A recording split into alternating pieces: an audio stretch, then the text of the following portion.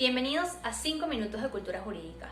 Mi nombre es Ainhoa Galarraga y hoy quiero que hablemos un poco acerca de desaparición forzada de personas, específicamente de cómo esta común e inaceptable práctica es empleada como mecanismo de represión político. Pero para ello, primero entendamos qué es una desaparición forzada. La Convención Internacional para la Protección de todas las Personas en contra de las desapariciones forzadas, la Convención Interamericana sobre Desaparición Forzada de Personas y el Estatuto de Roma de la Corte Penal Internacional concurren en decir que se entenderá por desaparición forzada a cualquier tipo de privación de libertad llevada a cabo por agentes del Estado o por personas con el apoyo, la autorización o la aquiescencia del Estado, seguido a la negativa a reconocer dicha privación o la negación de información acerca del paradero de la persona desaparecida, sustrayéndolo así de la protección de la ley. Asimismo, el artículo 45 de la Constitución de la República Bolivariana de Venezuela establece una prohibición a toda autoridad pública, civil o militar de que un estado de excepción o de restricción de garantías practique, permita o tolere las desapariciones forzadas. El funcionario que reciba la orden para practicarla tendrá la obligación de no obedecerla y denunciarla a las autoridades competentes. Los autores materiales, intelectuales, cómplices y encubridores del delito de desaparición forzada, así como de su tentativa, serán sancionados de conformidad con la ley, siendo este un delito tipificado en el artículo 181 del Código Penal venezolano. Existe consenso respecto de la naturaleza pluriofensiva y continua de la desaparición forzada.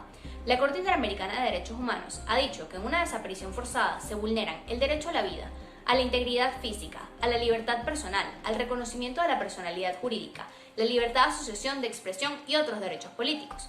Esto coincide con lo estipulado en el Estatuto de la Corte Penal Internacional, que tipifica, bajo ciertas circunstancias, a la desaparición forzada como un delito de lesa humanidad. Anteriormente se consideraba que la desaparición forzada era una práctica de mediano o largo plazo. Sin embargo, en el 2016, un importante pronunciamiento de expertos de las Naciones Unidas subrayó que la desaparición se configura desde el primer momento en que se niega información acerca del paradero de la persona detenida. Es común que otras prácticas violatorias a los derechos humanos, como lo son las ejecuciones extrajudiciales y las torturas, se produzcan durante una desaparición forzada o estén antecedidas por una de ellas. Un informe realizado por el Centro de Derechos Humanos de la Universidad Católica Andrés Bello junto a la organización Espacio Público, en que se analizan casos de desapariciones forzadas en Venezuela, detalló que existen 3 patrones identificables de conductas de los organismos de seguridad que encuadran en este delito. Ellos son desapariciones forzadas de corta duración, de larga duración y ocurridas durante los traslados posteriores a la detención inicial. También el Foro Penal denunció haber recibido tan solo en el 2018 204 denuncias de desapariciones forzadas. La desaparición forzada es una práctica sistemática en Venezuela y así lo detalló el informe presentado por la Alta Comisionada de las Naciones Unidas para los Derechos Humanos, Michelle Bachelet, en julio del 2019. Como uno de los casos con mayor cobertura mediática en Venezuela en los últimos años acerca de desapariciones forzadas, podemos encontrar el caso de Fernando Albán, concejal por el municipio Libertador y miembro del partido político Primero Justicia. Albán fue detenido arbitrariamente y pasadas 24 horas de su detención, sin tener ninguna información acerca de su paradero, fue denunciada su desaparición.